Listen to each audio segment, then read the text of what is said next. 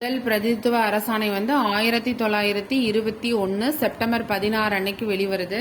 இந்த கம்யூனிவல் ஜியோல என்ன சொல்றாங்க அப்படின்னா, பிராமணர் அல்லாத அரசு அலுவலகங்கள்ல இடங்கள்ல பிராமணர் அல்லாதவர்களுக்கான அரசு அலுவலகங்கள்ல இருக்கிற வேலை வாய்ப்புகளை அதிகரிக்கணும். இதுல பார்த்தோன்னா பல்வேறு ஜாதியின சமூகத்தை சேர்ந்தவர்களுக்கும் இடங்களை பகிர்ந்தளிக்கணும்னு சொல்லப்படுற ஆணையின் 128ல 2 அப்படிங்கறது தெரிவிச்சிருக்காங்க.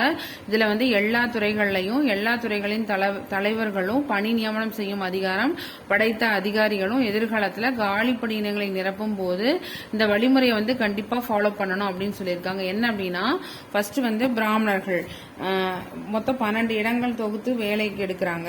அப்ப 12 இடங்களா தொகுக்கும் போது இந்த 12ல 2 பிராமணர்களுக்கும் கொடுக்கணும். அதாவது 12% பிராமணர்களுக்கு கொடுக்கறாங்க. 12% பிராமணர்களுக்கு கொடுக்கறாங்க. 5 பிராமணர் அல்லாதவர்களுக்கு, அதாவது 44% பிராமணர் அல்லாதவர்களுக்கு, 2 இஸ்லாமியர்களுக்கு, அதாவது 16% இஸ்லாமியருக்கு, 2 கிறிஸ்துவர், ஐரோப்பியர், ஆங்கிலோ இந்தியர், இந்த மாதிரி அவங்களுக்கு ஒரு 16%, 1 ஒடுக்கப்பட்ட பிரிவு, அதாவது 8% ஒடுக்கப்பட்ட பிரிவுக்கு கொடுக்கணும் அப்படின்னு சொல்லின்ற அறிக்கை அப்ப இருந்த ஆளுநர் மேஜர் ஜபாங்ஸ் அப்படிங்கிற தலைமைச் செயலாளர் இதை அறிவிக்கிறாரு.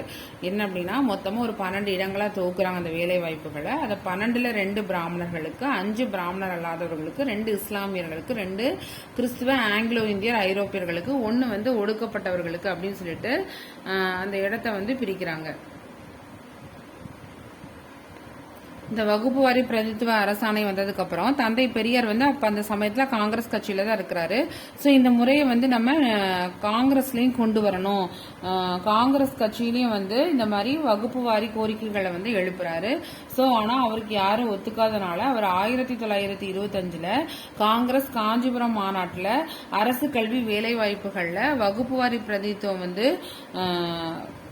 தீர்மானத்தை பெரியார் கொண்டு வராரு. அதை காங்கிரஸ் ஏத்துக்காதனால அவர் என்ன பண்றாரு அப்படின்னா, காங்கிரஸ் தலைமையை மறுத்து அதுல இருந்து வெளியில வந்துடுறாரு. இந்த முதல் வகுப்பு வாரி பிரதித்துவ அரசாணையை கவனிக்கிறதுக்காக சட்டமன்ற உறுப்பினர்களை கொண்ட ஒரு குழு அமைக்கிறாங்க. அதை தொடர்ந்து 2வது வகுப்பு வாரி அரசாணை வெளியிடுது. அது எப்பனா 1922 ஆகஸ்ட் 15ல அந்த அன்னைக்கு 2வது வகுப்பு வாரி பிரதித்துவ அரசாணை வருது. அதை தொடர்ந்து 3வது கம்யூனிவல் ஜியோ அப்படின்னா 1928 டிசம்பர் 15 அன்னைக்கு அமலாகுது. இதுல பிராமணர்களுக்கும் 16% இடஒதுக்கீடு வழங்குறாங்க. 1928 டிசம்பர் 15ல வெளிவந்த 3rd கம்யூனிவல் ஜியோல பிராமணர்களுக்கும் 16% இடஒதுக்கீடு வெளியிடுறாங்க.